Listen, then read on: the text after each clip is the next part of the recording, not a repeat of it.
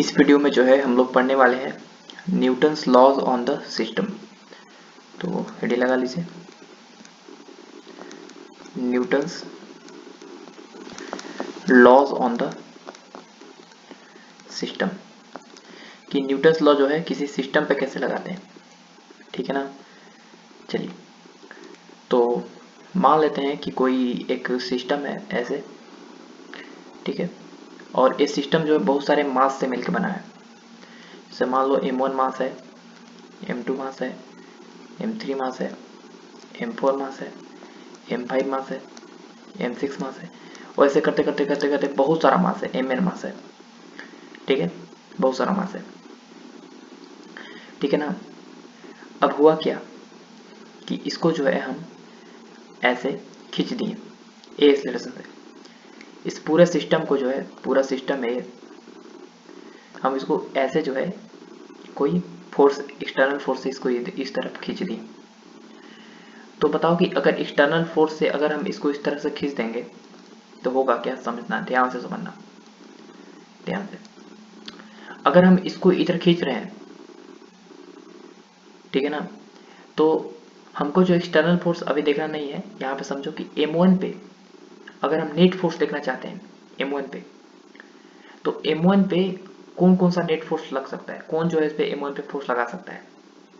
तो m1 पे जो है m2 लगा सकता है, m3 लगा सकता है, m4 लगा सकता है, m5 लगा सकता है, m6 लगा सकता है, और डॉट डॉट mn लगा सकता है फोर्स m1 पर। और साथ ही साथ जो एक्सटर्नल फोर्स हम लगाए हैं वो, तो इस m1 पे जो फोर्स लगा रहा है वो दो जने लगा रहे हैं। एक अंदर वाले forces m2 m3 m4 dot dot dot जो भी मासेस हैं वो m1 पे फोर्स लगा रहा है, और साथ ही साथ जो एक्सटर्नल फोर्स लग रहा है वो है इस m1 पे फोर्स। तो अगर हम m1 पे फोर्स देखना चाहते हैं तो लिखेंगे कि force F1 is equal to mass m1 into, मान लो एक्सेलरेशन उसका हुआ a1। ये जो F1 है वो किसके वजह से है, F1 जो है वो due to applied by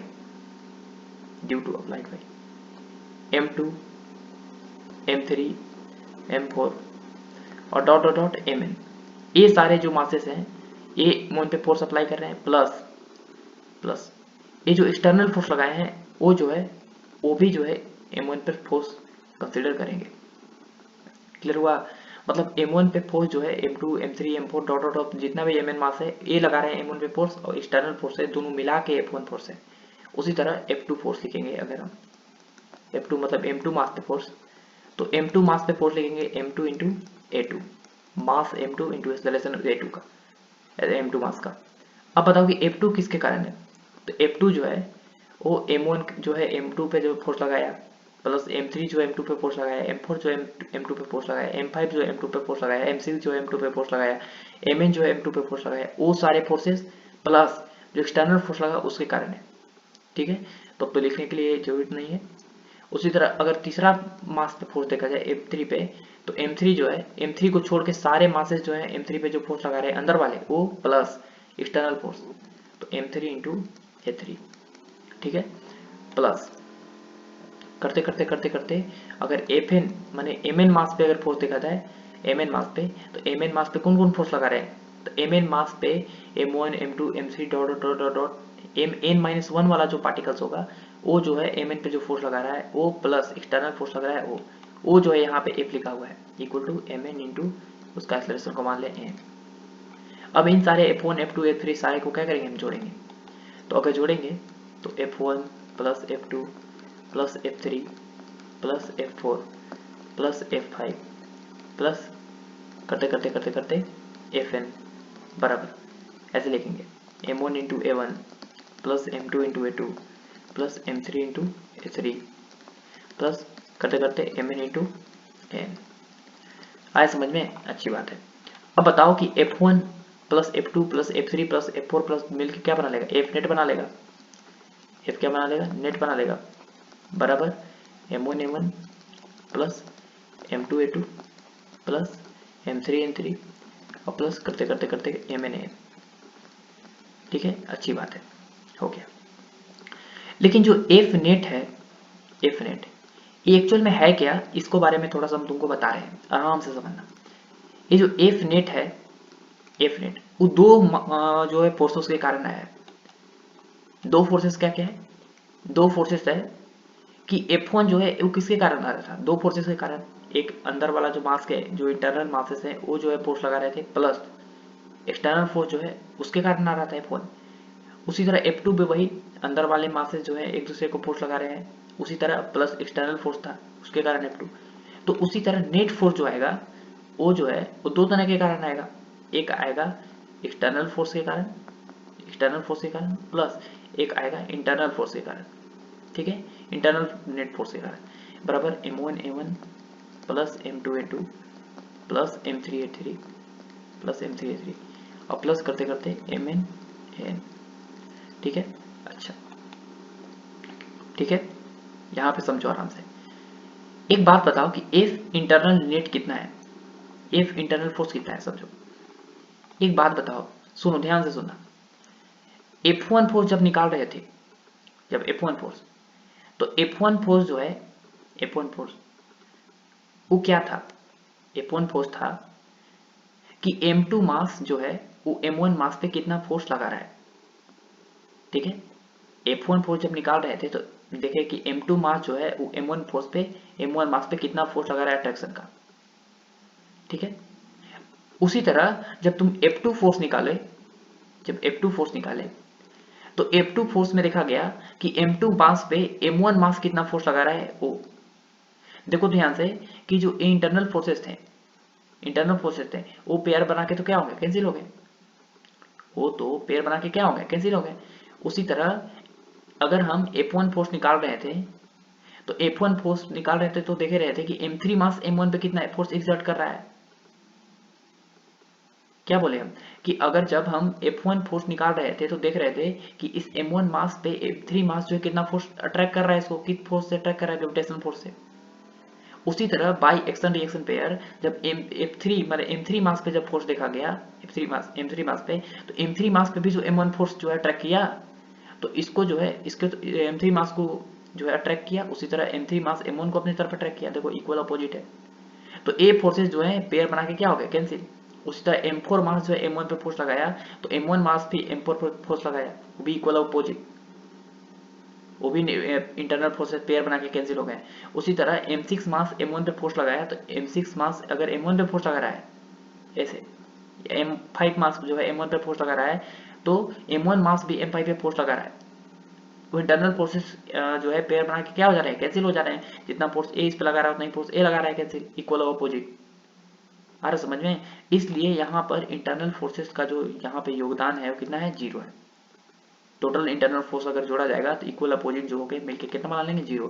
basically हमारे पास जो एक्सटर्नल फोर्स है वही बन गया क्या हमारा, M1A1 plus M2A2 plus M3A3 plus करते करते करते MnA। आया समझ में। एक्सटर्नल फोर्स ही जो है वो हमारा क्या होगा, यही जो है Newton's law on the system होगा। क्लियर हुआ। तो अगर हम कोई एक्सटर्नल फोर्स से कोई भी ऑब्जेक्ट को एक्सटर्नल फोर्स से अगर हम खींच रहे हैं तो उसमें जो है इंटरनल फोर्सेस दिखाने की जरूरत नहीं है, क्योंकि इंटरनल फोर्सेस जो है पेयर बना के क्या हो जाएंगे, कैंसिल हो जाएंगे। सिर्फ और सिर्फ एक्सटर्नल फोर्सेस का ही क्या होगा, योगदान होगा, और वही जो है नेट फोर्स होगा हमारा एक्सटर्नल फोर्स। तो इसको एक तरीके से और लिख सकते हो कि एफ एक्सटर्नल इक्वल टू, इसको लिख दो सिग्मा MI/AI, यहाँ I is equal to 1 to n। बोलो क्लियर हुआ। तो ये था हमारा क्या, Newton's law on the system. ये था हमारा Newton's law on the system. अब इस पर जो है एक बढ़िया सा सवाल कर लेते हैं, ठीक है, समझाने के लिए करते हैं सवाल। देखो सवाल है हमारा कि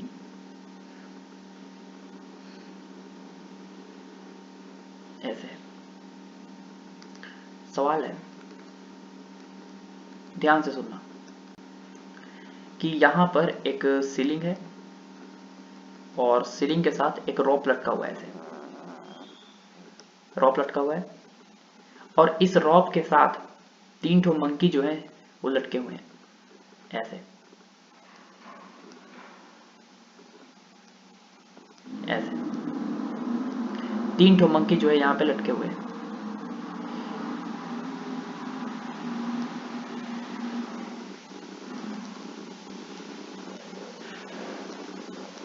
ऐसे 3 ठो मंकी जो है ऐसे लटके हुए हैं, ठीक है। और इस मंकी का जो मास है वो 5 केजी का है। ये जो मंकी है वो उसका मास है 3 केजी का, और ए मंकी जो है वो हमारा क्या है 2 केजी का है। ये जो ए मंकी है वो ऊपर की तरफ जो है वो 1 मीटर पर सेकेंड स्क्वायर से जा रही है, ये रोप पे चढ़ रही है। उसी तरह ये जो मंकी है 3 केजी वाला वो 2 मीटर पर सेकेंड स्क्वायर से नीचे की तरफ आ रही है। उसी तरह ये 2 केजी वाला मंकी जो है वो जो है 2 केजी वाला मंकी वो कितना देते हैं, हाँ 1 मीटर पर सेकेंड स्क्वायर से ऊपर की तरफ जा रही है। अब सवाल है कि ये जो पॉइंट दिख रहा है ना ए पॉइंट, उस ए पॉइंट पे हमको क्या बताना है, टेंशन बताना है। Find the tension in the string at point A. ये सवाल है। अब ध्यान से सुनना, आराम से, कोई जल्दीबाजी नहीं है। हम जो है इसको जो पीछे पढ़ाए थे न्यूटन्स लॉ उससे भी बना सकते हैं, ठीक है। वैसे जो है तुम ट्राई कर सकते हो, हम हिंट देते रहे कैसे करना है कि यहाँ पर जो है टेंशन मान लेंगे टी, तो वैसे ही अगर इस मंकी जो है मंकी लटका हुआ है तो ग्रेविटी का फोर्स 2g है, नीचे की तरफ लगेगा 2g।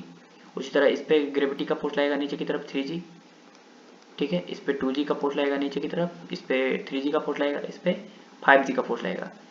तो बताओ कि ग्रेविटी के कारण ये मंकी आना चाहेगा नीचे, तो रस्सी तन जाएगी, रस्सी ऊपर किसी न किसी टेंशन से खींचेगी ऊपर की तरफ, मान लो T1 से। बाई एक्शन रिएक्शन पर ये रस्सी जो है दूसरे मंकी को भी अपनी तरफ खींचेगी T1 से ही। लेकिन यहाँ का जो टेंशन होगा वो यहाँ के टेंशन सेम नहीं होगा, क्योंकि ये रस्सी को पकड़ी हुई है मंकी, यहाँ पर टेंशन को चेंज कर देगी। तो ऊपर मान लो कि ए मंकी जो है 3g के कारण नीचे आएगी, 3g जो 30 न्यूटन के फोर्स है, तो ऊपर का टेंशन जो डेवलप होगा वो रस्सी जो है इस मंकी को ऊपर की तरफ खींचेगा, मान लो टेंशन T2 से। बाई एक्शन रिएक्शन पेयर इस मंकी को फिर ए भी रस्सी जो है नीचे की तरफ खींचेगी T2 से, लेकिन ऊपर वाला टेंशन जो है बराबर नहीं होगा, तो ऊपर वाला टेंशन हो जाएगा कितना T3। अब हम क्या करेंगे कि यहाँ पे 2 केजी वाला मंकी का जो है फ्री बॉडी डायग्राम बनाएंगे। 2 केजी वाला मंकी के पास तो ऊपर की तरफ कितना है, ऊपर की तरफ है हमारा कितना T1, और नीचे की तरफ कितना है 2g, और उसका ऊपर की तरफ एक्सेलरेशन है कितना 1 मीटर पर सेकंड स्क्वायर। तो T1 कितना होगा, तो बताओ T1 हो जाएगा T1 माइनस 2g 20 बराबर मास इंटू एक्सेलरेशन 2 इंटू 1, इक्वेशन मान लेंगे फर्स्ट। उसी तरह 3 केजी के वाला मंकी के पास बनाएंगे, चलो बना ही देते हैं, बना दिए। तो ऊपर की तरफ है टेंशन T2 और नीचे की तरफ है टेंशन T1 देखो, और साथ ही साथ नीचे की तरफ फोर्स है 3g। तो बताओ कि T2 और एक्सेलरेशन कितना है, नीचे की तरफ है 2 मीटर पर सेकंड स्क्वायर, तो नीचे वाला बहुत बड़ा है, 30 plus T1 minus T2, 30 plus T1 minus T2, 30 plus T1 minus T2 equal to कितना, मास इंटू एक्सेलरेशन, तो कितना 3 इंटू नीचे की तरफ एक्सेलरेशन 2, इसको इक्वेशन मान लेंगे सेकेंड। और उसी तरह हम क्या करेंगे कि थर्ड वाला मंकी के बनाएंगे M3 का, तो ऊपर की तरफ टेंशन है T3, ऊपर की तरफ है टेंशन कितना T3, और नीचे की तरफ टेंशन है T2, और कितना केजी का है 5 केजी का ना है, तो 5 केजी का मंकी था तो 5g नीचे की तरफ लग रहा है, और एक्सेलरेशन है ऊपर की तरफ कितना, ऊपर की तरफ एक्सेलरेशन है 1 मीटर पर सेकंड स्क्वायर। तो बताओ कि ऊपर का फोर्स T2 बराबर T2 माइनस ऊपर वाला T3 था, सॉरी 5 केजी वाला का ऊपर वाला टेंशन कितना है T3, उसको ऊपर की तरफ कोई टेंशन से खींचेगा T3 से, तो ऊपर वाला टेंशन हो गया T3 माइनस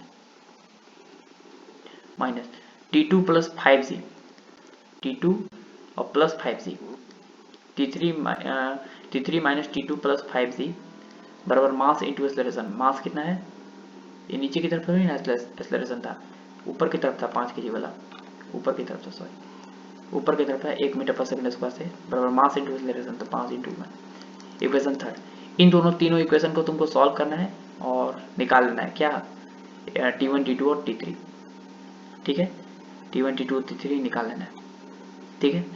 लेकिन हम जो है यहाँ पे हम ऐसे नहीं निकालने वाले, क्योंकि 3 को इक्वेशन सॉल्व करो बहुत बड़ा लेंदी होगा। तो इसको जो है एक तरीके से बनाने वाले कैसे समझो। यहाँ पर जो है हम इस पूरा को जो है सिस्टम मानने वाले, इतना दूर को क्या मानने वाले हैं, सिस्टम। पूरा इतना दूर को हम पूरा सिस्टम मानने वाले हैं। और इतना दूर को अगर सिस्टम मान लेंगे तो देखो जितना T2 टेंशन फोर्स नीचे लग रहा है उतना ही T2 टेंशन ऊपर लग रहा है, इक्वल अपोजिट। तो इसके कारण फोर्स कितना हो गया, T2 कैंसिल हो गया, 0। उसी तरह जितना टेंशन लग रहा है T1 नीचे उतना ही टेंशन लग रहा है T1 ऊपर। तो इसके कारण भी टेंशन के कारण कितना हो गया, फोर्स 0 हो गया। ठीक है। अच्छा, और बताओ कि एक सिर्फ एक्सटर्नल फोर्स बच गया कितना, ऊपर की तरफ T3। बताओ। तो अब जो है हम न्यूटन लॉ लगाने वाले हैं। एक्सटर्नल फोर्स इक्वल टू होता है पूरा सिस्टम पे, न्यूटन लॉ अब लगाने वाले हैं सिस्टम पे। एक्सटर्नल फोर्स इक्वल टू क्या होता है, m1 into a1 plus m2 into a2 plus m3 into a3। बताओ कि एक्सटर्नल फोर्स कौन कौन सा है। एक्सटर्नल फोर्स तो ऊपर की तरफ एक्सटर्नल फोर्स T3 और नीचे की तरफ एक्सटर्नल फोर्स है कितना, T3, और नीचे की तरफ एक्सटर्नल फोर्स है कितना, 5G और प्लस 2G और प्लस 3G। देखो ना 5G ग्रेविटेशनल फोर्स वाला नीचे एक्सटर्नल फोर्स है, 5G plus 3G plus 2G नीचे की तरफ है, बराबर मास इंटू एक्सेलरेशन सब दिया हुआ है। तो बताओ कि F एक्सटर्नल कितना है, तो T3 माइनस नीचे का फोर्स है 5G plus 3G plus 2G बराबर m1। पहला मंकी है मास कितना है 5 kg का इंटू एक्सेलरेशन ऊपर, तो 5 इंटू 1 ऊपर वाला को प्लस ले रहे हैं, प्लस दूसरा मंकी है m2 कितना kg का, 3 kg का, एक्सेलरेशन है नीचे तो देख रहे हैं 3 गुने -2 और प्लस m3 कितना है, मंकी है उसका मास है 2 kg और एक्सेलरेशन है ऊपर की तरफ, तो 2 इंटू 1।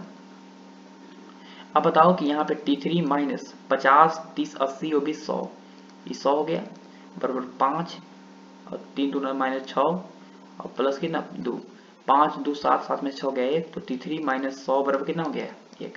तो T3 को हो गया 101 न्यूटन। T3 को कितना हो गया 101 न्यूटन हो गया। मतलब यहाँ पे टेंशन कितना होगा 101 न्यूटन होगा। बोलो ये क्लियर हुआ, बोलो समझ में आया। तो इस तरीके से जो है हम न्यूटन लॉ लगाते हैं पूरे सिस्टम पे। चलो एक बढ़िया सा सवाल करते हैं, ठीक है ना। चलो आराम से समझना, जैसे जैसे सवाल में बोला जाए वैसे वैसे जो है तुमको बनाना है, और इस सवाल से जो है हम तुमको बहुत कुछ सिखाने वाले हैं, ठीक है। चलो तो यहाँ पर एक इंक्लाइन प्लेन है, यहाँ पे हमारा क्या है एक इंक्लाइन प्लेन है, और ये जो इंक्लाइन प्लेन है ये एंगल थीटा हुआ है, इंक्लिनेशन है थीटा दिया हुआ है, और एक स्मूथ सरफेस पे रखा हुआ है। ये जो सरफेस है कैसा है, स्मूथ है और फ्री टू मूव है। और यहाँ पर एक इस ब्लॉक का नाम है ए, और इस पे एक और ब्लॉक रखा हुआ है बी, ब्लॉक रखा हुआ है बी। इसका भी मास m है, इसका भी मास क्या है m है, ठीक है। समझ में आया ना। अब हुआ क्या कि इसका सरफेस भी स्मूथ है, पूरा सरफेस स्मूथ दिया हुआ है। सवाल है कि पहला सवाल ड्रॉ ABD ऑफ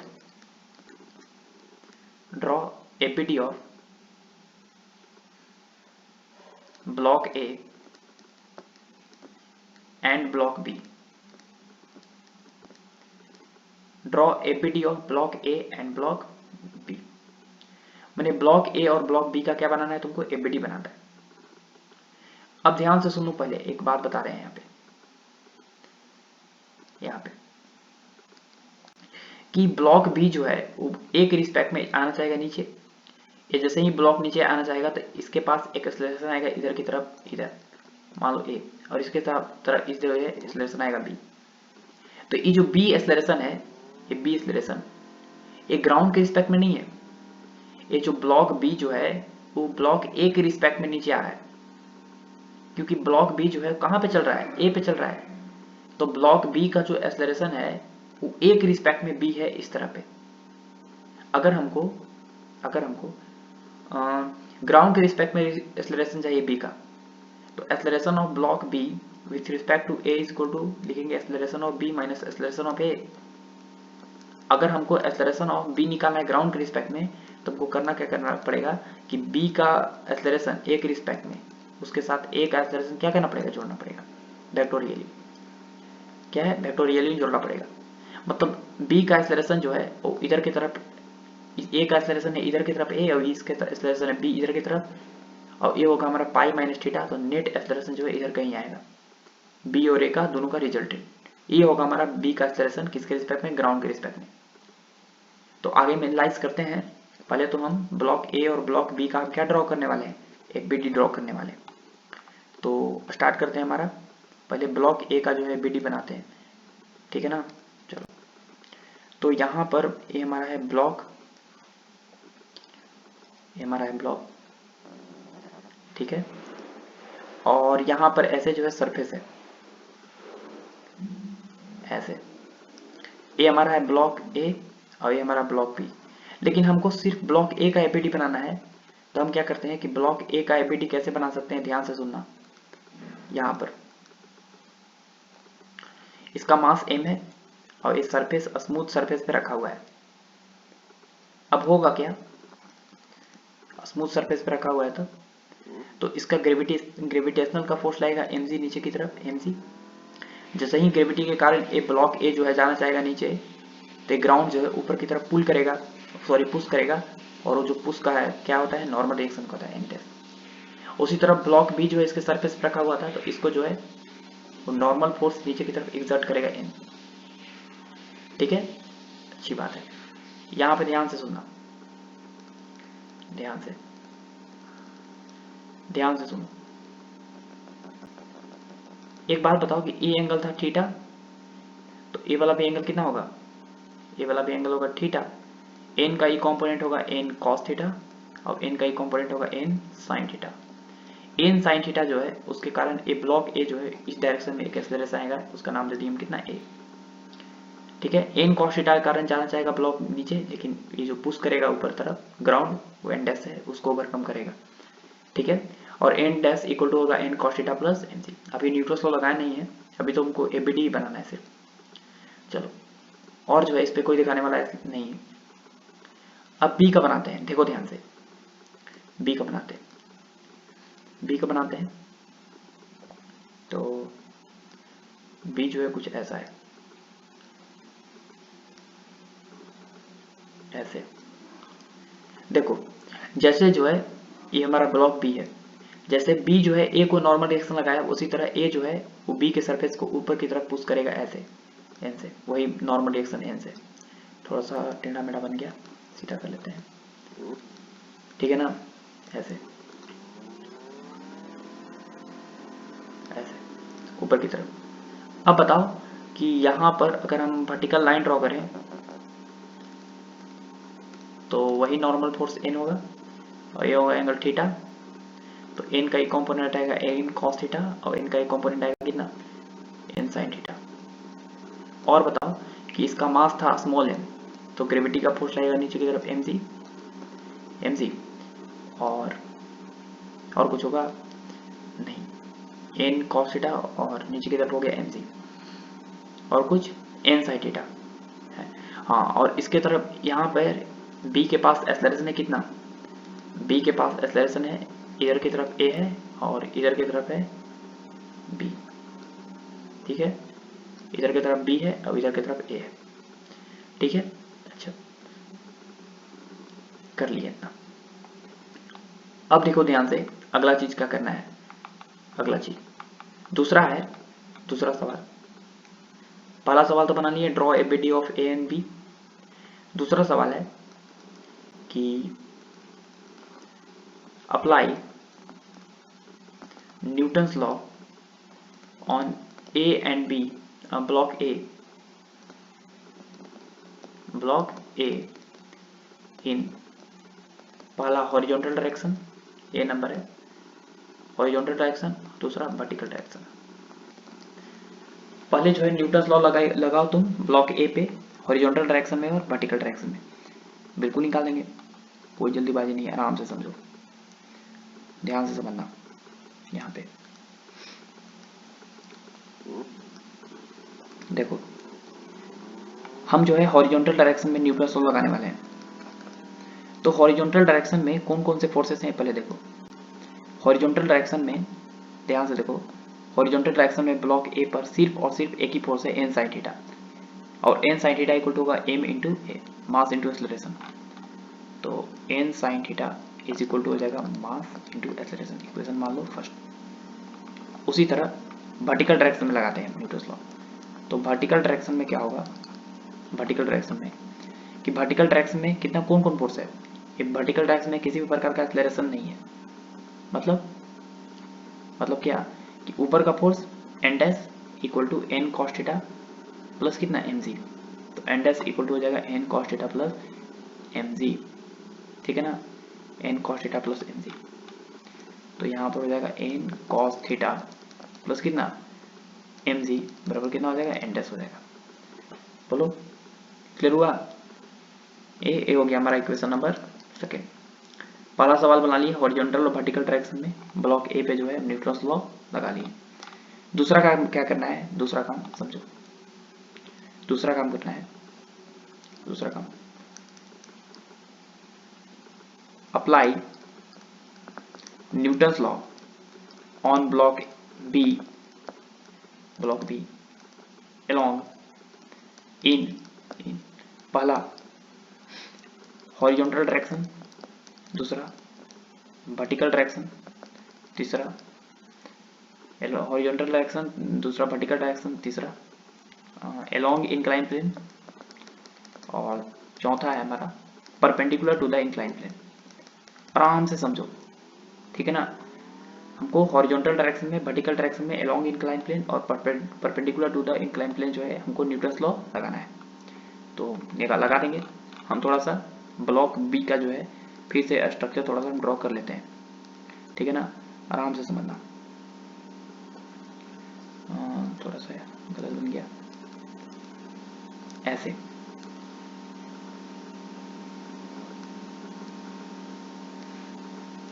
ध्यान से सुनो। यहाँ पर ग्रेविटी लग रहा है नीचे की तरफ mg, अच्छी बात है। और देखो यहाँ पे कि नॉर्मल डायरेक्शन लग रहा है किधर, ऐसे ऐसे ऊपर तरफ नॉर्मल डायरेक्शन है, और ये हमारा वर्टिकल लाइन था, और ये हमारा थीटा था, ये था एन कॉस थीटा, और एन का एक कॉम्पोनेंट था कितना N sine theta.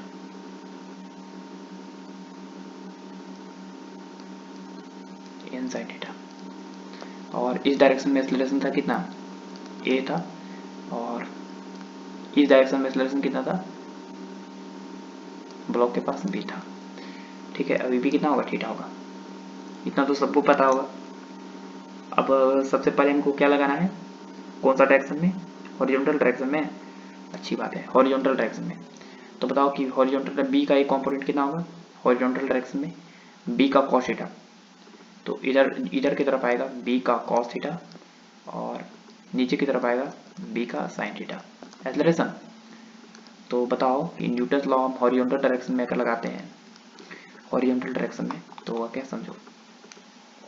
Horizontal direction में बताओ, हॉरिजॉन्टल डायरेक्शन में इस पे कौन सा फोर्स है, एन साइन थीटा, इधर वाला, जिस तरफ फोर्स उस तरफ एक्सेलरेशन। तो एन साइन थीटा जो है इधर है, तो एक्सेलरेशन भी उधर होनी चाहिए। एन साइन थीटा बराबर मास इंटू एक्सेलरेशन, मास है एम इंटू एक्सेलरेशन। इधर वाला एक्सेलरेशन है बी कॉस थीटा, और इधर वाला माइनस ए, तो B cos theta minus A. Equation हो गया हमारा कितना थर्ड, जिस तरफ फोर्स उस तरफ एक्सेलरेशन। तो N sine theta equal to mass M into acceleration B cos theta minus A, equation third हो गया। ये हॉरिजॉन्टल डायरेक्शन में लगा लिए। फिर ये वर्टिकल डायरेक्शन में लगाना। वर्टिकल डायरेक्शन में क्या है, वर्टिकल डायरेक्शन में नीचे की तरफ एक्सेलरेशन बी साइन थीटा। तो बताओ कि M G small M G minus ऊपर का फोर्स एन कॉस थीटा बराबर मास इंटू एक्सेलरेशन। मास कितना है एम इंटू एक्सेलरेशन हो गया कितना नीचे की तरफ बी साइन थीटा। इक्वेशन हो गया 4 हमारा, ठीक है। तीसरा है along inclined plane and perpendicular to the inclined plane। आराम से समझो। अब हम along inclined plane और perpendicular to the inclined plane लगाने वाले हैं, ठीक है ना। चलो तो देखो थोड़ा सा हम यहाँ पे थोड़ा सा फिर से एक फिगर बनाना पड़ेगा बी का। कोई बात नहीं, हम सीख रहे हैं न्यूटन्स लॉ लगाना, तो चैप्टर क्यों पढ़ रहे हैं, चैप्टर तो है न्यूटन्स लॉ लगाना ही सीख रहे हैं हम, ठीक है। कितना भी टफ सिचुएशन क्यों ना जाए, न्यूटन्स लॉ लगाना अगर आएगा तो किसी भी प्रकार के टफ सवाल को हम बना सकते हैं। तो देखो ये हो गया हमारा अलोंग द इंक्लाइन प्लेन, और ये हो गया हमारा perpendicular to the incline plane, ठीक है ना। अब ध्यान से सुनो, ध्यान से, perpendicular to the incline plane है तो ई तो नॉर्मल डायरेक्शन हो गया एन, इसका कंपोनेंट लेने की जरूरत नहीं है, ठीक है ना, अच्छी बात है। इस डायरेक्शन में एक्सेलरेशन है बी, और यहाँ पे इसके पास एक्सेलरेशन था इस डायरेक्शन में ए, तो इसका कंपोनेंट तो लेना पड़ेगा ना अलोंग द इंक्लाइन प्लेन। ए का एक कंपोनेंट आएगा कितना, ए कॉस थीटा, और ए का एक कंपोनेंट आएगा हमारा कितना, ए साइन थीटा, ठीक है। अच्छा बताओ यहाँ पे कि ग्रेविटी का फोर्स लग रहा था नीचे की तरफ कितना, एम जी। अब बताओ ई कितना होता है एंगल थीटा, तो एम जी का एक कंपोनेंट आएगा M G cos theta perpendicular incline plane, और एम जी का एक कंपोनेंट आएगा एम जी साइन थीटा, ठीक है। अब बताने वाले हैं हम अलोंग द इंक्लाइन प्लेन और perpendicular to the incline plane, तो यहाँ पे लिखो अलोंग द इंक्लाइन प्लेन, लगाओ यहाँ पे न्यूटन्स लॉ, सारा लिख लिए ना, चलो सारा लिख लिए, ठीक है। और है कोई बी था, ठीक है। अब लगाते हैं अलोंग इंक्लाइन प्लेन, तो अलोंग इंक्लाइन प्लेन लगाएंगे न्यूटन्स लॉ, तो ये Newton's law along incline plane है, तो जिस तरफ फोर्स उस तरफ एक्सेलरेशन, तो एम जी साइन थीटा इधर, तो M G sine theta is equal to mass into acceleration, तो मास इंटू एक्सेलरेशन इधर वाला बी, इधर वाला ए कॉस थीटा, तो B minus A cos theta, ये बी प्लस में ए कॉस थीटा माइनस में, ठीक है। इक्वेशन नंबर कितना हो गया, 5, 5 वो इक्वेशन हो गया, ठीक है, 5 वो इक्वेशन हो गया। अच्छा अगला है perpendicular to the incline plane, perpendicular to the incline plane. अब इंक्लाइन प्लेन के परपेंडिकुलर डायरेक्शन में जो है न्यूटन्स लॉ लगाने वाले हैं, तो बताओ कि परपेंडिकुलर डायरेक्शन में तो एक ही जो है नीचे की तरफ एक्सेलरेशन है ए साइन थीटा, तो फोर्स भी नीचे की तरफ आना चाहिए, तो M G cos theta minus minus ऊपर की तरफ फोर्स, ऊपर की तरफ फोर्स है normal direction N equal to mass into acceleration, what is mass, mass है एम इंटू एक्सेलरेशन है नीचे की तरफ कितना, A sine theta, A sine theta. Equation number हो गया कितना, 6, इक्वेशन कितना हो गया, 6 हो गया। 6 को इक्वेशन हम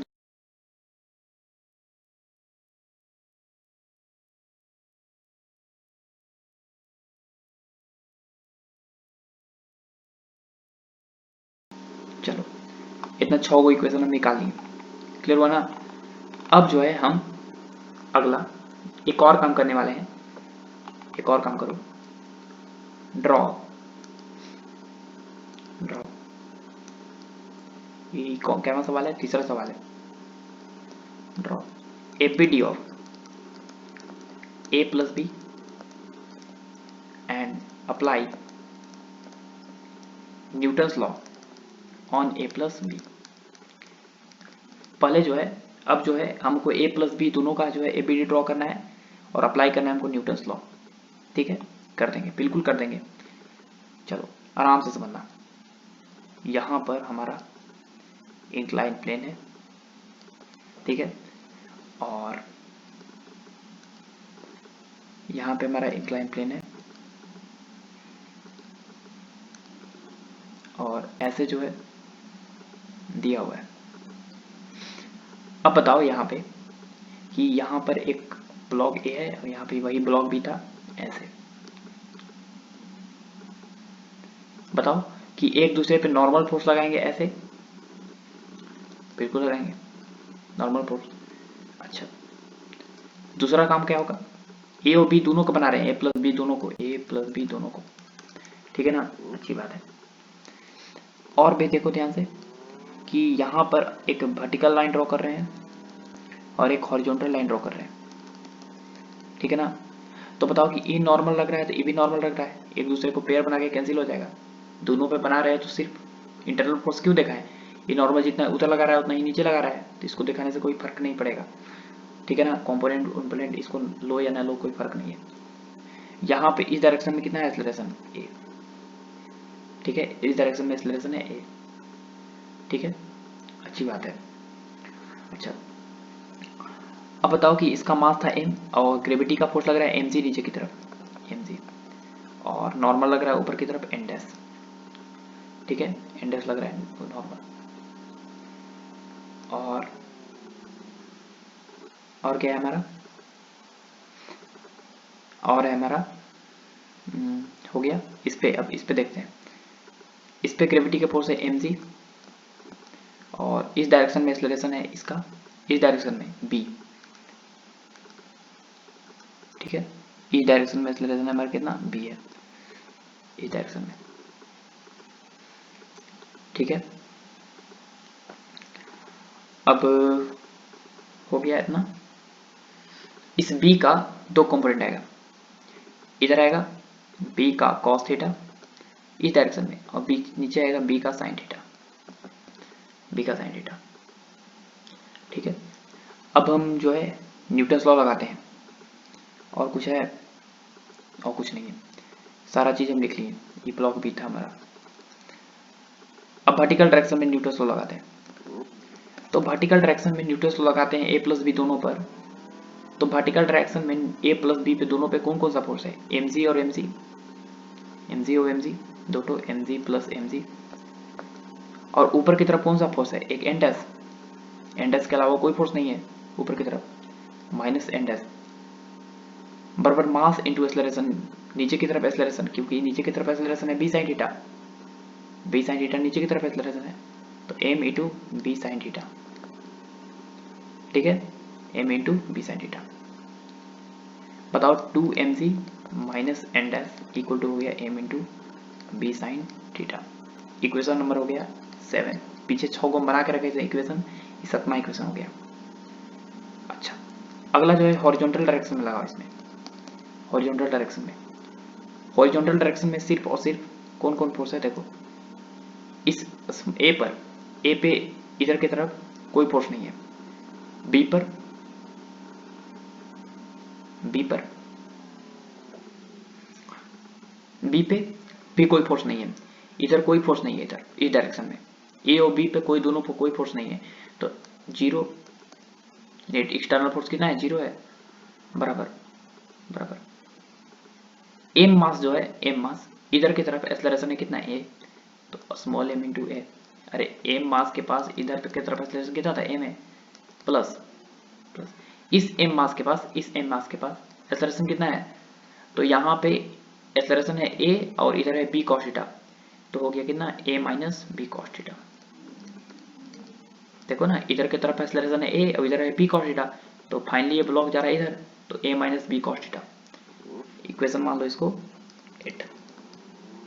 तो हमारे पास 8 इक्वेशन है, और कितने वेरिएबल हैं, 8 इक्वेशन और कितने वेरिएबल हैं, वेरिएबल काउंट करते हैं, देखो थोड़ा सा यहाँ पर, एक एन डैश है एक एन है 2, एक ए है 3, एक बी है 4, यहाँ पे बी है 4, ठीक है ना, बी है 4, 4 वेरिएबल है और 8 इक्वेशन बना के रखे हुए हैं। बताओ सॉल्व होगा कि नहीं, बिल्कुल हो जाएगा। लेकिन हम जो है तुमको सिर्फ और सिर्फ हम न्यूटन्स लॉ सिखाना चाहते थे, ठीक है ना, हम सॉल्व करना नहीं चाहते थे, हम तुमको जो है न्यूटन्स लॉ सिखाना चाहते थे कि कैसे जो है अप्लाई करते हैं along the plane, along the perpendicular to the plane, ठीक है ना, वर्टिकल डायरेक्शन में कैसे न्यूटन्स लॉ लगाते हैं, हम तुमको सिर्फ न्यूटन्स लॉ सिखाना चाहते थे, ठीक है, कैसे जो है लिखते हैं Newton's law, free body diagram कैसे बनाते हैं, सारा चीज जो है हम सिखा दी। अब लास्ट सवाल जो है उसको कर लेते हैं। तो इस सवाल का लास्ट सवाल था, find acceleration of blocks, find acceleration of blocks,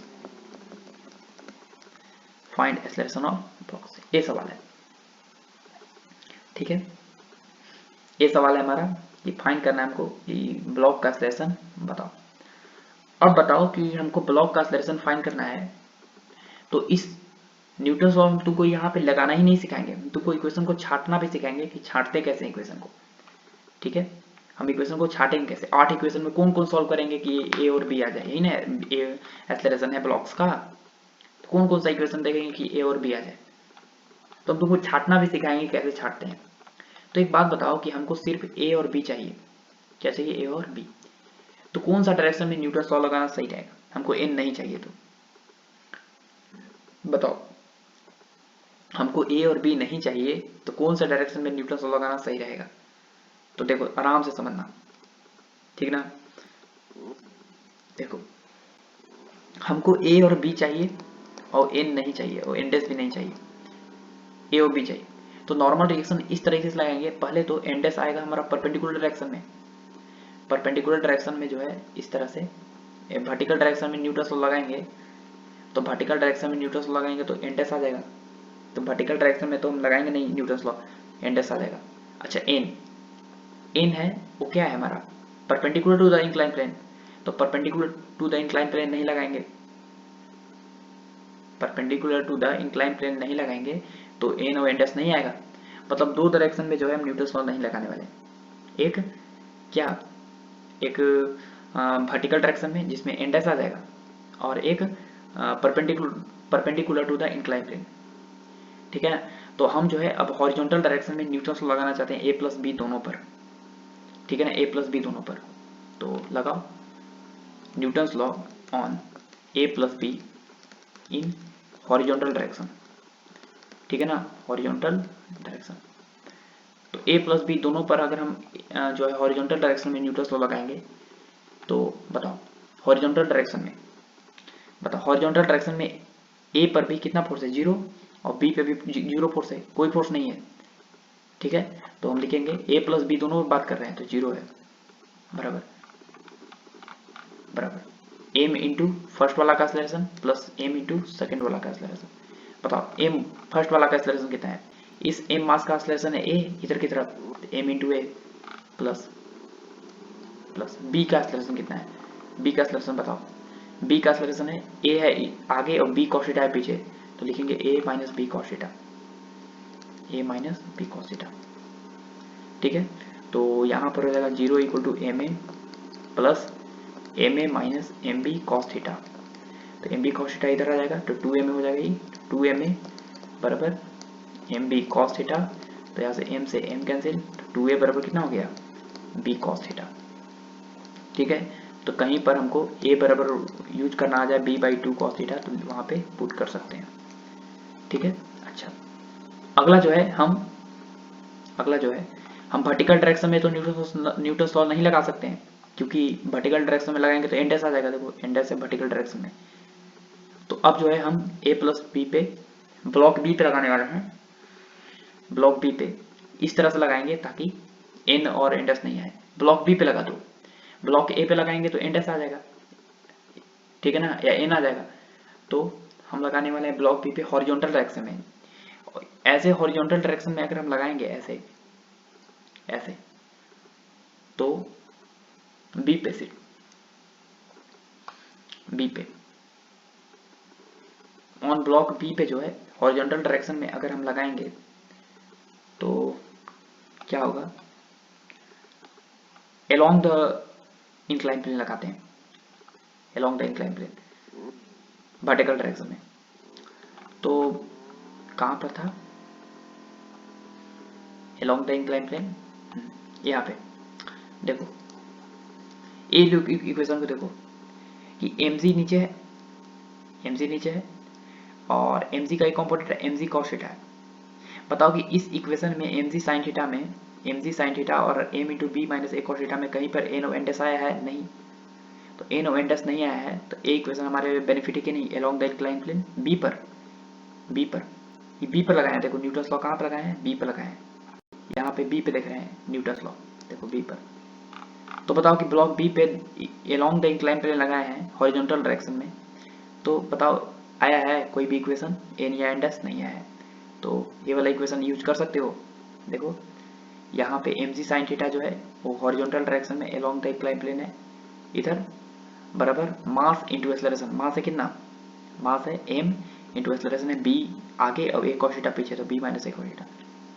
इसलिए हम इस डायरेक्शन में लगाए हॉरिजॉन्टल डायरेक्शन में, क्योंकि इस n का एक कंपोनेंट n का हॉरिजॉन्टल डायरेक्शन में कोई भी कंपोनेंट नहीं आएगा, इसलिए हम जो है आगे हम न्यूटन्स लॉ लगाने वाले हैं, किधर, न्यूटन्स लॉ लगाने वाले हैं, Newton's law on B along कौन सा direction, along horizontal direction, along the incline plane, ऐसे एलोंग द इंक्लाइन प्लेन। तो बताओ कि एलोंग द इंक्लाइन प्लेन लगाने वाले हैं तो इस mg का दो कंपोनेंट आएगा, एक mg का ए वाला कंपोनेंट आएगा mg का साइन थीटा और एक वाला आएगा mg का कॉस थीटा, ए वाला।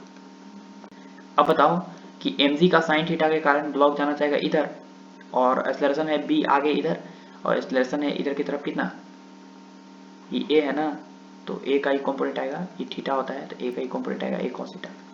तो mg sin theta equal to mass into b minus a cos theta. तो यहाँ पर हो जाएगा कितना, mg minus mg sin theta, mg sin theta. देखो अरे यहाँ पर फिर से देखो, नहीं अगर पता चल रहा है तो यहाँ पे देख लो एक बार। देखो यहाँ पर हमारा b है, यहाँ पे हमारा b है और ऐसे है, यहाँ पर mg इधर लग रहा है mg sin थीटा। और कैसे mg sin थीटा लग रहा है, क्योंकि mg यहाँ पर ऐसे, तो ए वाला कंपोनेंट आएगा हमारा कितना, थीटा है तो mg का cos थीटा आएगा और mg का एक कंपोनेंट आएगा mg का sin थीटा, ठीक है ना, mg का एक कंपोनेंट mg का sin थीटा। और इस ब्लॉक का एक्सेलरेशन इधर की तरफ b है और ये हमारा यहाँ पर इधर की तरफ एक्सेलरेशन a, तो इस डायरेक्शन में एक्सेलरेशन कितना आएगा along the incline plane, e theta होगा तो a का cos थीटा आएगा। तो लिखेंगे mg sin थीटा बराबर मास इंटू एक्सेलरेशन, एक्सेलरेशन है b minus a cos theta. हम अलोंग द इंक्लाइन प्लेन लगाए हैं, ये हमारा क्या है अलोंग द इंक्लाइन प्लेन, अब ये क्या है हमारा perpendicular to the incline plane. तो हमको जो है अलोंग द इंक्लाइन प्लेन से मतलब है, इसलिए हम यहाँ पे mg sin theta equal to m into b minus a cos theta लिखे, ठीक है, अच्छी बात है।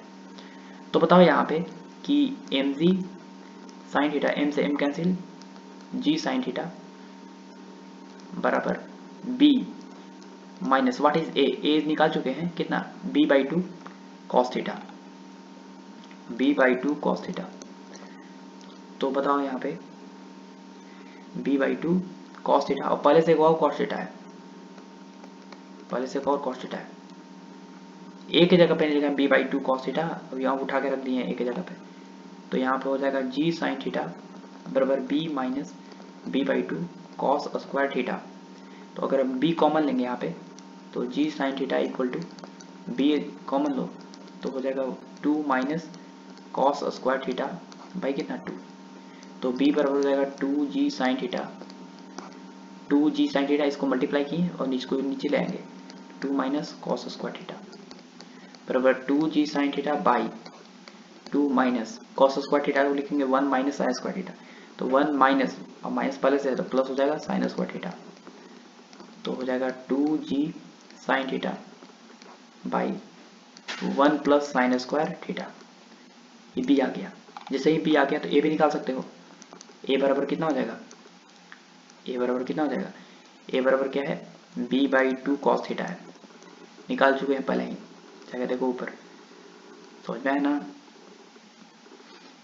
देखो निकाले है ना, कितना है a बराबर b by two cos theta है, तो यहाँ पे रख दो b की जगह पे, तो कितना है b की जगह पे निकाल चुके हैं g sine theta, sorry 2g sine theta by two into cos theta into 1 plus sine square theta.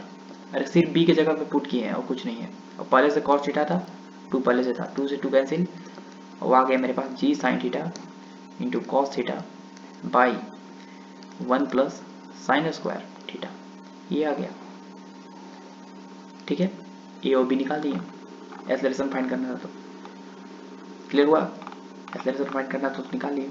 कोई पूछे कि एन निकालो, बिल्कुल निकालेंगे, एन निकालना है तो कोई ऐसा इक्वेशन ढूंढो जिसमें एन आता हो, ठीक है ना, सिर्फ एन आता हो। तो देखो यहाँ पर एन वाला इक्वेशन तो ये वाला दिख रहा है हमको, ठीक है ना, शुरू के बाद में दिख गया mg cos theta minus N equal to M A sine theta, equation 6। तो mg cos theta minus N equal to M A sine theta क्या है हमारा, mg cos theta minus N equal to M A sine theta, ये है ना,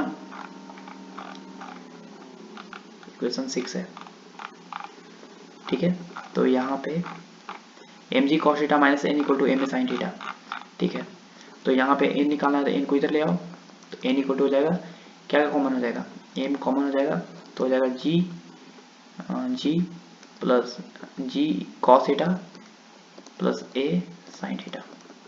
तो बताओ कि नॉर्मल इक्वल टू हो जाएगा M into G cos theta और plus A is what, A निकाले हैं हम कितना, G sine theta into cos theta, G sine theta into cos theta into sine theta और by 1 plus sine square theta. ठीक है, ये तो पहले से कोसाइन थीटा था इसलिए यहाँ पे लिखे हैं, इसको सॉल्व कर सकते हो अपने से। ठीक है ना, ये हो गया हमारा एन। अब इंडेक्स निकालना है तो इंडेक्स भी निकाल सकते हो। यहाँ पे कोई इक्वेशन देखो जहाँ पे इंडेक्स आ रहा हो, तो देखो कोई इक्वेशन, या यहीं से भी देख सकते हो, जरूरी नहीं है कि ऊपर वाला हम देखेंगे, यहाँ पे भी खुद से अपना इक्वेशन देख सकते हो। ठीक है ना, कहाँ पे, अरे कहीं भी इंडेक्स वाला देख लो इक्वेशन। देखो इंडेक्स इक्वल टू क्या है, index equal to A plus, index equal to क्या था, इंडेक्स इक्वल टू पहला इक्वेशन देखो तो क्या था कि N cos theta plus M G बराबर क्या है, इंडेक्स है। Second equation N cos theta plus M G बराबर कितना, इंडेक्स। इक्वेशन क्या था, सेकेंड था ये ना, तो ये वाला इक्वेशन 6 था, लिखना पड़ेगा। तो बताओ इंडेक्स इक्वल टू हो जाएगा, एन निकाल चुके हैं कितना, एन निकाल चुके हैं M into G cos theta plus G sine theta sine square theta, G sine square theta into cos theta by 1 plus sine square theta. ठीक है ना, 1 प्लस साइन स्क्वायर थीटा और प्लस एम जी, इंडेक्स निकल गया। अगर तुमको इसको solve भी करना चाहते हो तो देखो इंडेक्स इक्वल टू क्या हो जाएगा, एम इंटू इसको गुना करो तो जी कॉस थीटा हो जाएगा प्लस ये और गुना करेगा तो हो जाएगा G sine square theta into cos theta plus E तो हो गया गुना प्लस ये वाला हो जाएगा कितना, G sine square theta into cos theta अपन कितना एलसीएम ले लिए हैं और कुछ नहीं किए हैं, 1 plus sine square theta. A वाला टर्म पूरा मल्टीप्लाई होता है इससे plus something by 1 plus sine square theta बराबर कितना, small plus M G add करना भूल गया। यहाँ पे देखो कि हो जाएगा इंडेक्स इक्वल टू कितना, small M into small M equal to G cos theta plus G sine square theta into cos theta into G sine square theta into cos theta, तो हो जाएगा 2g sine square theta into cos theta by 1 plus sine square theta और plus कितना M जी। यहाँ पे g common ले लो, g common लेंगे तो index equal to M G common ले लेंगे तो यहाँ पे m और g बाहर निकल जाएगा तो बन जाएगा कितना, cos theta plus 2 sign square theta into cos theta by 1 plus sine square theta और प्लस कितना 1, दिस इज द इंडेक्स। ठीक है, दिस इज द इंडेक्स। तो सारा चीज तुम निकाल ही लिए, लेकिन ध्यान से देखो कि हम एक्सेलरेशन ए और बी का निकाले हैं लेकिन ग्राउंड के रिस्पेक्ट में नहीं निकाले। तो ग्राउंड के रिस्पेक्ट में एक्सेलरेशन क्या होगा, ग्राउंड के रिस्पेक्ट में एक्सेलरेशन क्या होगा, तो ध्यान से सुनना, ग्राउंड के रिस्पेक्ट में एक्सेलरेशन क्या होगा। यहाँ पे ब्लॉक था हमारा ऐसे, ठीक है ना, यहाँ पे ब्लॉक था ऐसे एम मास का। अब ध्यान से सुनो कि यहाँ पर अगर हम ऐसे हम वर्टिकल लाइन और हॉरिजॉन्टल लाइन ड्रॉ करें तो इसके पास एक्सेलरेशन है ए और इधर की तरफ है बी। अब ई एंगल है थीटा तो ये आएगा बी का कॉस थीटा और पी का आएगा ई साइन थीटा। तो बताओ कि ग्राउंड के रिस्पेक्ट में एक्सेलरेशन कितना हो गया, ग्राउंड के रिस्पेक्ट में एक्सेलरेशन कितना हो गया बताओ। इस बी का दो कंपोनेंट है, एक बी साइन थीटा और बी कॉस थीटा, और अगर हम ग्राउंड के रिस्पेक्ट में एक्सेलरेशन निकालना चाहते हैं, बी का एक्सेलरेशन दिया हुआ है ए के रिस्पेक्ट में कितना, acceleration of B minus acceleration of A. हम बी का एक्सेलरेशन निकालना चाहते हैं ग्राउंड के रिस्पेक्ट में, तो acceleration of B with respect to A में क्या जोड़ देंगे, एक्सेलरेशन ऑफ ए जोड़ देंगे, इसको इधर ले आएंगे तो प्लस हो जाएगा। तो acceleration of B is equal to acceleration of B with respect to A is B, B vector लिखो, प्लस एक्सेलरेशन ऑफ ए कितना है, ए है, देखो आगे की तरफ है। तो एक्सेलरेशन ऑफ बी बराबर बी कितना है, तो इसको दो पार्ट में ब्रेक कर दिया, एक minus B cos theta I cap और प्लस बी साइन थीटा नीचे की तरफ है माइनस जे कैप, ठीक है, माइनस जे कैप, और प्लस ए क्या है हमारा, ये वेक्टर है ए का आई कैप वाला को मर्ज करो और फाइनल आंसर पा लो। तो बी का एक्सेलरेशन आ जाएगा कितना, A minus B cos theta I cap और plus B sine theta course minus J cap. तो यहाँ पे बताओ कि बी का एक्सेलरेशन आ जाएगा, व्हाट इज ए इज कितना था, ए था हमारा G sine theta into cos theta by 1 plus sine square theta, ये था भाई ना, ये कितना था, ए का एक्सेलरेशन कितना था, ए का एक्सेलरेशन था कितना, G sine theta into cos theta by 1 plus sine square theta, और बी का एक्सेलरेशन कितना था, काम आने वाला है पुट करने के लिए 2g sine theta by 1 plus sine square theta था। तो ये हो गया ए का एक्सेलरेशन, माइनस बी का एक्सेलरेशन कितना था, तो वो था 2g साइन थीटा और पहले से एक और कॉस थीटा है, बाई नीचे होता है 1 plus sine square theta into कौन सा कैप, आई कैप, और plus what is B, B is कितना 2g साइन थीटा। अभी ये माइनस में है तो क्यों ना इसको माइनस कर दो, पहले माइनस कर देते हैं, माइनस माइनस है माइनस 2g साइन थीटा और पहले से वो है तो साइन स्क्वायर थीटा हो जाएगा और by 1 plus sine square theta, ये कौन सा कैप, जे कैप। ई वाला जो माइनस में था ना, ये वाला माइनस पहले लगा दी और कुछ नहीं किया, समझ गया ना, ये हो गया। अच्छा इसको घटाएगा तो वो माइनस में बचेगा, तो बी के पास एक्सेलरेशन आएगा कितना, minus G sine theta into cos theta by 1 plus sine square theta, ठीक है ना, this is I cap minus फिर कितना हो जाएगा 2g sine square theta by 1 plus sine square theta, I हो गया हमारा कितना, J cap. This is the B का एक्सेलरेशन आ गया मेरे पास। अगर बी के एक्सेलरेशन का मैग्नीट्यूड कोई पूछ रहा हो तो बी के एक्सेलरेशन का मैग्नीट्यूड बताने के लिए आई के कोफिशिएंट का स्क्वायर प्लस जे के कोफिशिएंट का स्क्वायर, तो हो जाएगा minus G sine theta into cos theta by 1 plus sine square theta, उसका स्क्वायर करेंगे प्लस करेंगे इसका स्क्वायर, तो 2g sine theta sine square theta by 1 plus sine square theta. अब इसका कोफिशिएंट भी माइनस में ही है तो उसका भी क्या करेंगे, स्क्वायर करेंगे। This is the magnitude of acceleration of B, और किसके रिस्पेक्ट में, विथ रिस्पेक्ट टू ग्राउंड, ठीक है ना। और जो एक्सेलरेशन आया है ए, ठीक है ना, ए एक्सेलरेशन कौन, ए एक्सेलरेशन ए वाला ए एक्सेलरेशन, ये किसके रिस्पेक्ट में आया है, विथ रिस्पेक्ट टू ग्राउंड आया, नहीं विथ रिस्पेक्ट टू क्या है, ब्लॉक आया है। और ये जो नॉर्मल रिएक्शन आया है ये भी जो है ब्लॉक के रिस्पेक्ट में ही आया है, समझ गया ना, क्योंकि एक्सेलरेशन वो पुट किए हैं ए वाला, वो ये जो ए पुट किए थे, ब्लॉक बी का एक्सेलरेशन जो बी पुट किए थे वो यही था, क्लियर हुआ। चलो तो सारा चीज़ हम निकाल लिए यहाँ पर, ठीक है ना। अगले वीडियो में जो है और भी हम प्रॉब्लम करने वाले हैं, और अगले वीडियो में एक चीज़ और पढ़ने वाले हैं, स्यूडो फोर्स के बारे में।